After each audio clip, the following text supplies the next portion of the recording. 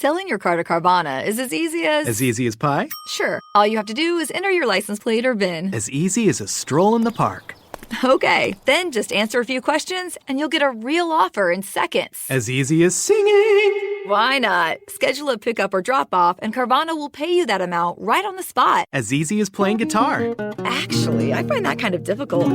But selling your car to Carvana is as easy as... Can be. Visit Carvana.com or download the app to get an instant offer today. Welcome to the Human Capital Innovations Podcast.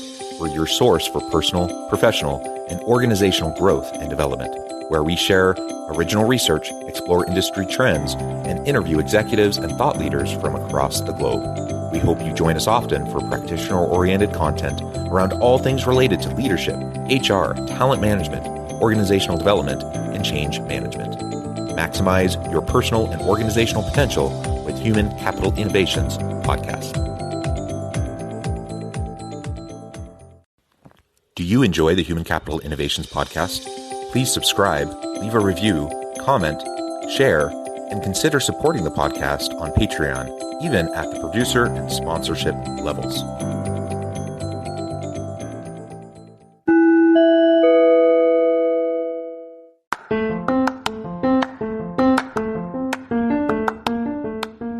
Welcome to the Human Capital Innovations Podcast. In this HCI podcast episode, I talk with Doug Platts about leveraging gardening as a benefit to individuals, teams, and within corporate wellness initiatives.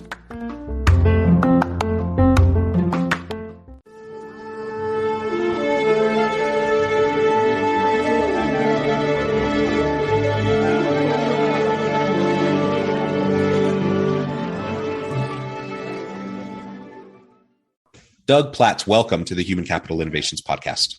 Thank you for having me. Excited to have the conversation. Yeah, it is a pleasure to be with you today. You're joining us from Dallas, Texas. I'm south of Salt Lake City in Utah. Today, we're going to be talking about something that's connected to a topic near and dear to my heart. We discuss it all the time on the podcast. That is corporate wellness, individual team wellness. But we're going to take a slightly different angle today. And that is really where you and your business come in. We're going to be talking about leveraging gardening as a benefit towards wellness, to promote wellness within individuals, teams, and organizations.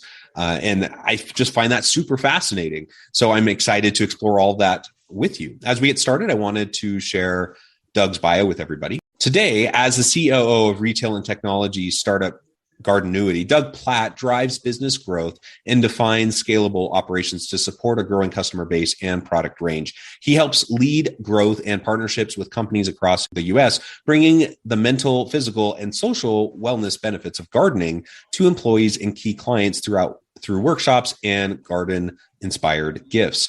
I just think that's so fascinating. Frankly, it's not something I've really thought about before, how to leverage gardening for these various aspects of wellness, as was mentioned in your bio, the mental, the physical, and the social. So it's a pleasure to have you. Anything else you would like to share with listeners by way of your background or personal context before we dive on in? Yeah, I love product companies. I love kind of getting in and kind of helping build at scale growth. I grew up in the Highlands of Scotland and have always had an affinity with gardening. And this was a company when I met them and met the two co-founders, Donna Latier and Julie Eggers. It was just a light bulb moment of, okay, instead of thinking about how we bring this to market just as an e-commerce brand, there's a benefit here that we can bring to companies that is not just unique in the marketplace, but actually is impactful in those three areas of mental, physical, and social well-being. And so it was one of those situations where I had to join the company and had to kind of be part of bringing this to companies across the US. Yeah, I love it. And for anyone who's watching the video feed, just your background. Yeah, tune into YouTube. Yeah, it's inspiring to me as I see your background with the bags of plants and various gardening items and such. And like you said, from an e-commerce standpoint, you have the gardening gifts. I think that makes a lot of sense. Yeah. It's one of those unique things as a perk you could send to people. Or, people I've heard of organizations, people sending door dashing during a remote team meeting so people get food and such. Doing swag or gardening from the e-commerce side makes total sense. But what I love is that you've extended that to really talk about more holistically the benefits of gardening. Now, I must also say from the outset, as I think about myself and my background, my upbringing, I don't have tons of like fond memories of like working with my hands in the yard. I remember Saturday morning chores, going out, weeding, doing all that kind of stuff. It wasn't something I loved, something we just kind of did so that we could get on with our day. And now as an adult, with my own yard, I tend to be more of a minimalist when it comes to outside yard work.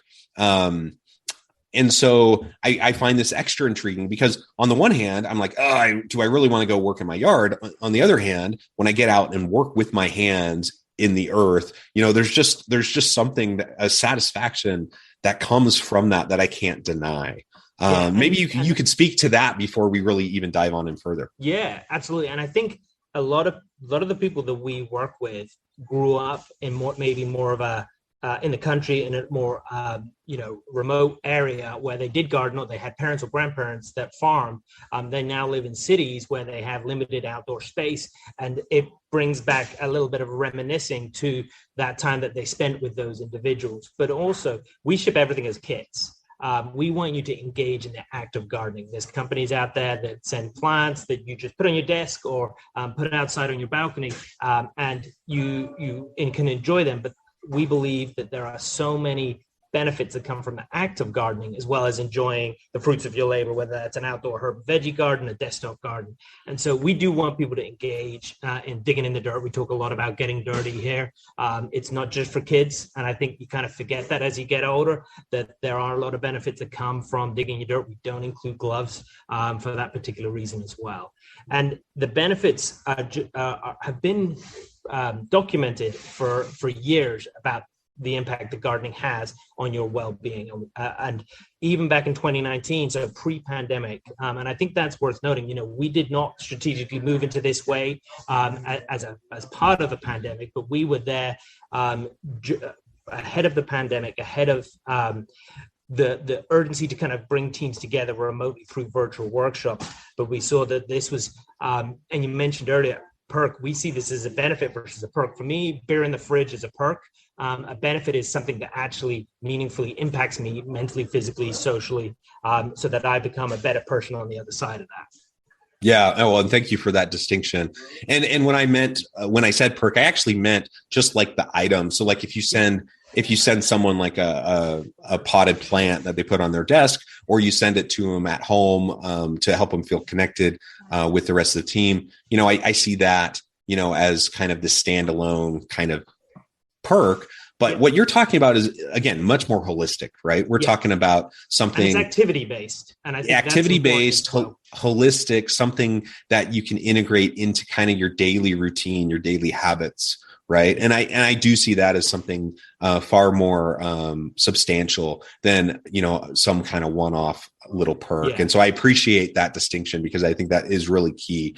And I think when I think about myself and I think about like, what are those things that I do that really have an impact on my well-being? It's those things that I do consistently over time. So for me, for example, longtime listeners of the podcast will have heard me talk about walking my dogs. I am like devoted and religious about walking my dogs at least twice a day, taking them to the park, getting that time with them out in nature. That's something that I'm just super consistent with. Now, everyone's different though. So like some people don't even have pets, right? Or they don't want pets. That's fine. For me, walking my dogs is a big thing. For other people though, something like this, that you can wake up, you can start your day, you can spend, it doesn't take tons of time, but you just spend a little bit of time working with your hands in the earth. And that just becomes a consistent part of your day. And then you start to see the fruits of your labors and the benefits that come, the satisfaction, the benefits that come from that. I mean, there's just so many things if you just get consistent with it. We strategically integrate mindful moments into our garden. So a good example is the best way to get a good night's sleep starts in the morning by going outside, getting some vitamin D, whether that's walking your dog or going outside and tending to your garden.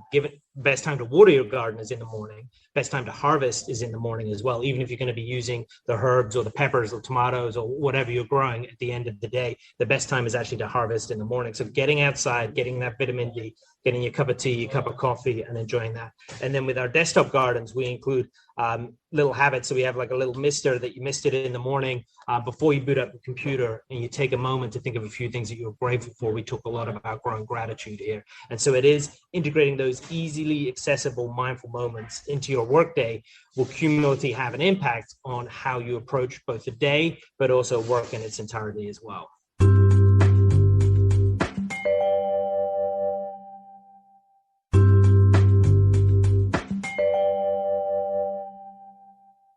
Yeah. I love that. I think that's fantastic. So we've already really talked about gardening as a benefit and why Gardenuity and gardening experience can have such a big impact in individual wellness. I think that is huge.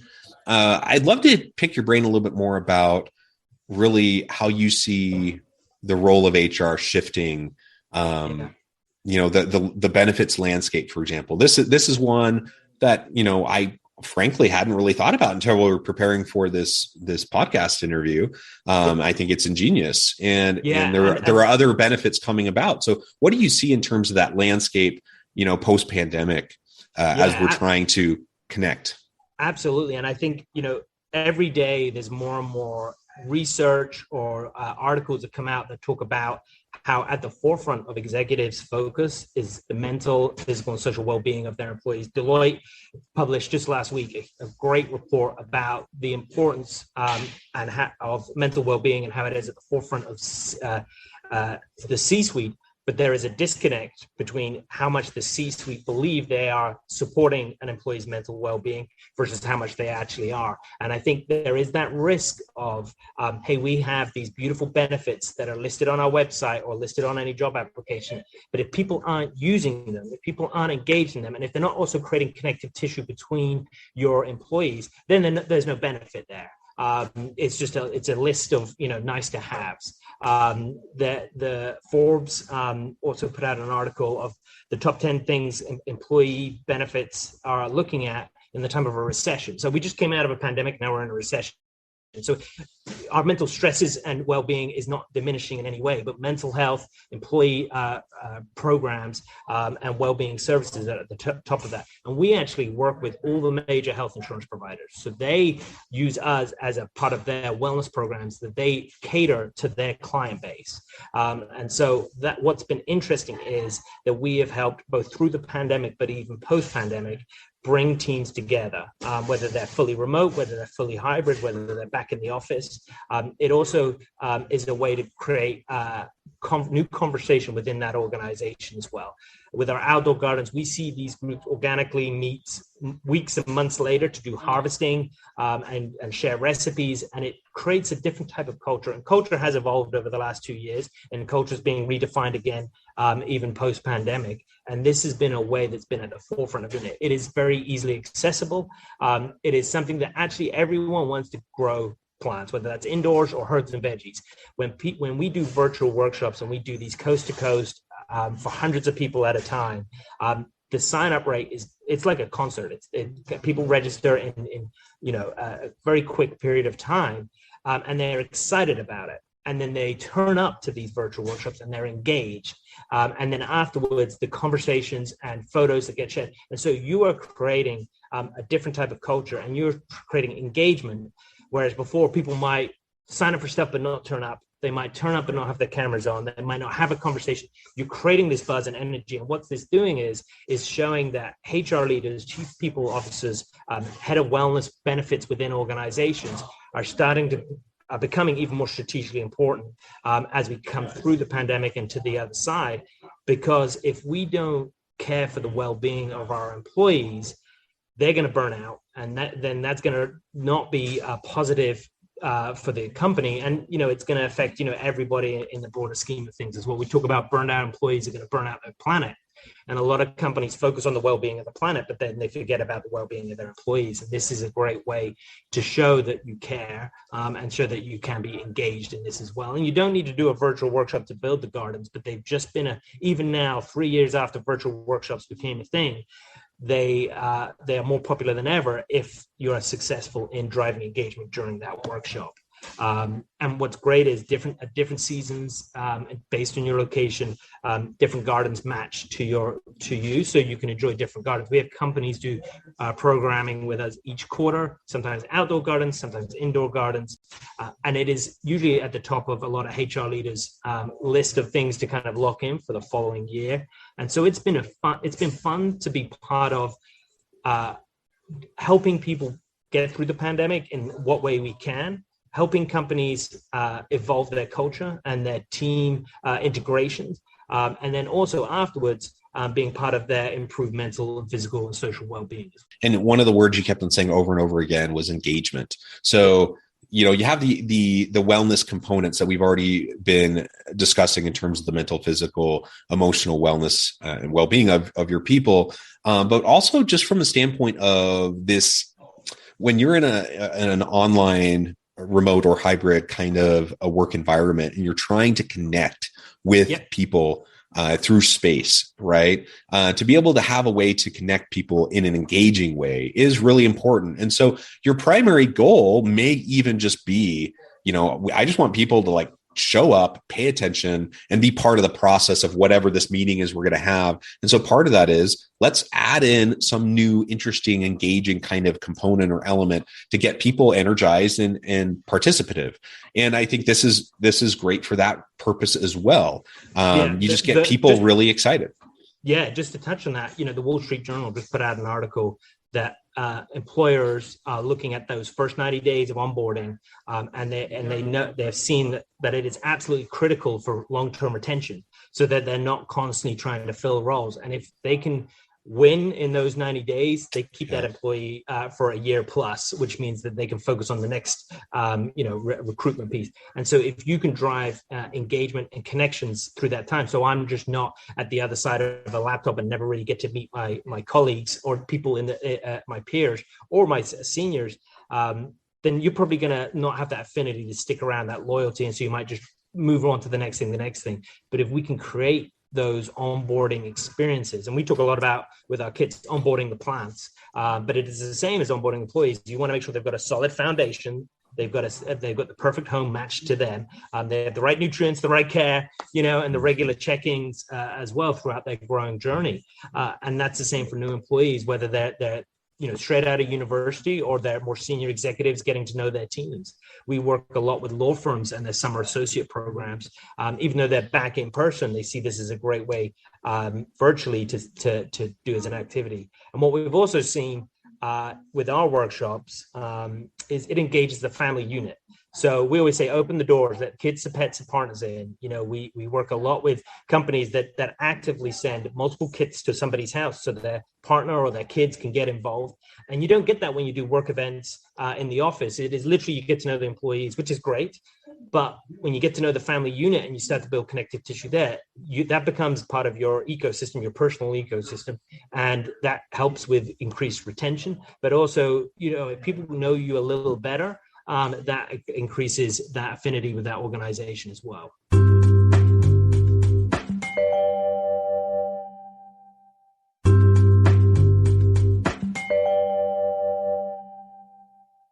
Yeah, and part of it perhaps is a life stage thing. But when we talk about wellness and the holistic wellness of individuals, so much of that is that social support component that we need. And we know there's lots of research that talks about the importance of having colleagues who you trust, who you can confide in, who you even feel you would even consider as friends at work. And we know people stay largely due to relationships that they have at work, or they leave largely due to bad relationships that they have at work. And so that social component is huge, and that's hard to do when you're fully remote. And so finding ways to get people to connect socially through something like this, I think, is fantastic. And as I was starting my thought, I was thinking about my family. So this is a life stage thing, but I'm in my mid 40s. I'm married. I have children, and I'm past the stage of, I want good collegial relationships with people at work. I want even people who I would consider to be friends at work. But I'm past the stage of having the time to socialize, say, go get a drink out after working hours with people, right? Because I want to go home to my wife and kids. But for younger people, maybe that's what derives a lot of value for them in those social relationships at work. Maybe different life stage, you have different needs. And so when you start to bring in this kind of a component where you can engage the entire family, then you start to meet people where they're at a particular life stage, and not just assuming that everyone has the same needs, and that, what may have worked, for a certain segment of your workforce at one point in their life is going to continue to work. I know I'm thinking now primarily pre-pandemic, because things have become much more flexible during the pandemic and where we're at today. But pre-pandemic, I just remember in the last decade so many times that there was some sort of a work event that I would love to participate in, but it was not family inclusive. And so I would have to make the decision. Is this one, I feel like maybe it's a +1, so I can take my spouse with me. We'll have a great date night. That's wonderful. Is that something we can do? Find a babysitter to take care of the kids versus, balancing that with other times. No, really, I would love to do this if I can bring my family with me. And sometimes the organization would be accommodating to that. Other times they wouldn't be. And so, again, I just think the flexibility of this kind of an approach and engaging people where they're at, I think is tremendous. Again, the holistic wellness of individuals, getting your hands dirty, working in the earth, that has mental, psychological benefits. The social component of gardening, of course, has huge benefits. The physical components. I love the holistic nature of this, and whether we're talking about gardening or if we can think creatively about other types of holistic approaches to wellness, I think that's what we need more of in organizations, so that we can have healthy people doing meaningful work that contributes to the bottom line of the company, but also helps the individual find meaning and fulfillment. Exactly. And I think, we talk a lot about seasonal eating and food as medicine here as part of our workshops and as part of the communication that goes out supporting the garden. It's worth noting, when you garden with us, we have a whole support system and email communication that goes around your particular garden. So it's fun recipes, because we want you to use it, and fun ways to incorporate wellness into your day, into your week, and so on. But we do talk a lot about exploring seasonal eating. So you're not just eating the same 8-10 meals over a 2-week period and a couple of takeaways in between that, but you are thinking about, well, basil is a summer herb, so I'm going to incorporate that into my diet during the summer, and I'm going to incorporate something else, leafy greens, maybe more into the fall, which grow better in that. And so it kind of challenges you to change it up. But then as a family unit, it challenges you to explore ways to bring each other together. If you are ones that tend not to eat together or cook together, gardening is a fun way to engage the younger members of the family and bring it into the kitchen as well, so that it can help affect at home and at work as well. And, as we see more and more companies doing hybrid, we are seeing more office plants enter the workplace. And I think that's some of the things that happened during the pandemic that people loved, in air quotes, that is being taken into the office, that you do need more plants in the office. There's a lot of research that shows that hospitals are having larger windows because having visibility into the world and nature is better for your well-being. And so bringing plants into the office space is absolutely key. You want easy to care for plants, because there's nothing worse than dead plants in the office. And so we strategically think about, well, what are easy to care for plants? So if you are hybrid, if you're only in a couple of days a week, they'll be totally fine in between that. But also you can just take them home as well. So they're very portable and easy to do as well.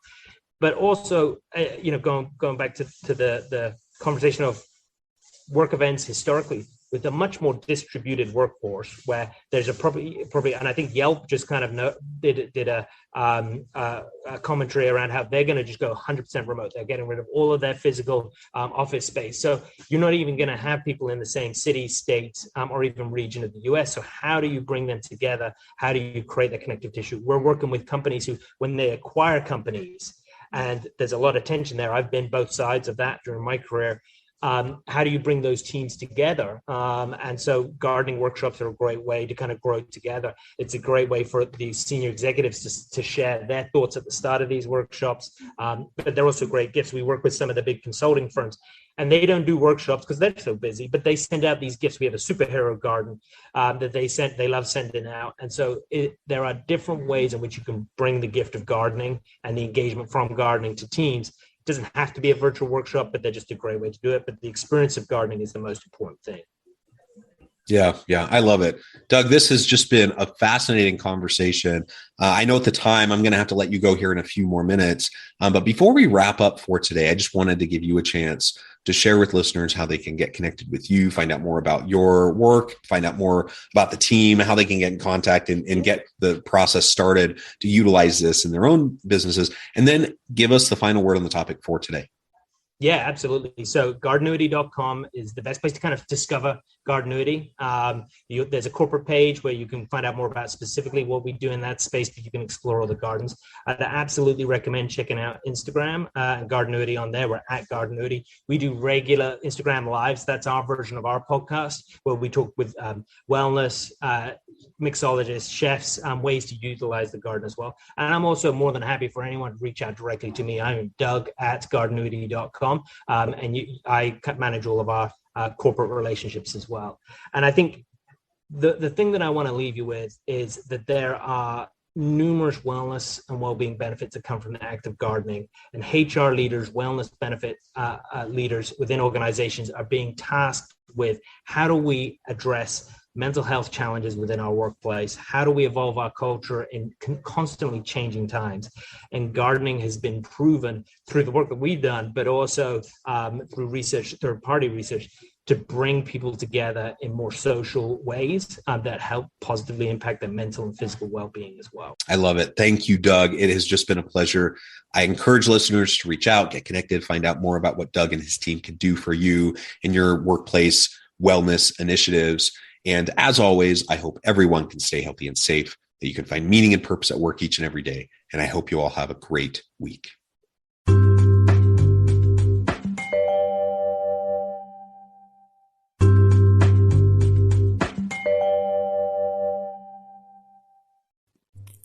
Thanks again for joining us for this episode of the Human Capital Innovations Podcast.